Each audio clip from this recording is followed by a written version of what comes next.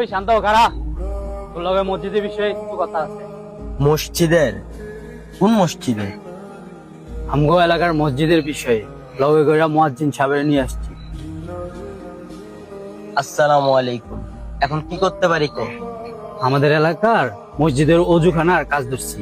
আমরা 3 জনে 2000 করে দিছি, মহল্লাবাসীর থেকে কিছু তুলছি, আর অল্প কিছু টাকার শর্ট ছিল, এজন্য মুয়াজ্জিন সাহেবরে নিয়ে তোর কাছে আসছি।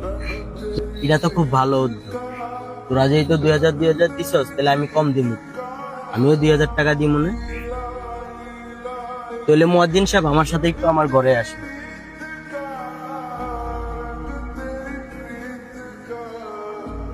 আমিও তো অবাক, যে আল্লাহ আমার মামারে এত সম্পদ দিল, ওই আল্লাহর ঘরে আমার মামা দান করতে এত কিপটামি। শান্ত ভাইকে আঙ্গ মতন আল্লাহর ঘরে 2000 টাকা দিব? মানুষ এমনই, যখন পকেটের টাকা পয়সা থাকে না, তখন কয় 2 হাত খুললা মসজিদে দান কর। আর যখন পকেটে টাকা পয়সা থাকে, তখন মসজিদে দান করতে হাত কাঁপে।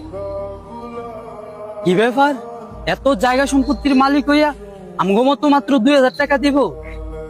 এই আশা লই আমরা তার কাছে আইছি।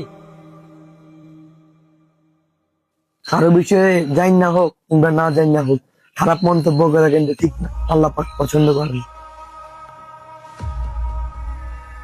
আমার আল্লাহ পাক বলছেন, আমরা আল্লাহর রাস্তায় দান করলে, ডান হাতে দান করলে যাতে বাম হাত না জানে। বর্তমান সমাজে মানুষ এমন হয়ে গিয়েছে যে যার টাকা পয়সা বেশি, সে যদি না জানায় দান করে, তাকে নিয়ে সবার সমালোচনা।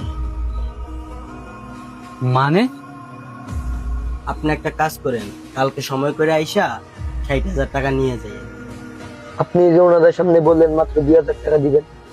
দেখেন, আমি যদি 60,000 টাকা দিব, এরা যদি জানতো, তাহলে আমার বন্ধুরা কষ্ট পাইতো না। আমার বন্ধুরা 2000 টাকা দিব, এর লাগে আমিও কিছু 2000 টাকা দিব।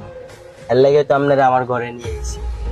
মাশাআল্লাহ, আপনার চিন্তা ভাবনা কি সুন্দর। এখনকার যুগের মানুষ যদি এত টাকা মসজিদে দান করতো, তাহলে সবারই মাইক দিয়ে জানা। আমি জানি মসজিদে এখন কমিটিও থাকে, ওইখানে আবার নামও লেখে। এখন আপনার কাছে আমি একটা জিনিস আশা করব, আপনি আমার 60,000 টাকার জায়গায় 2000 টাকাটাই তুলিয়েন। মাত্র 2000 টাকা কেন রাখলাম?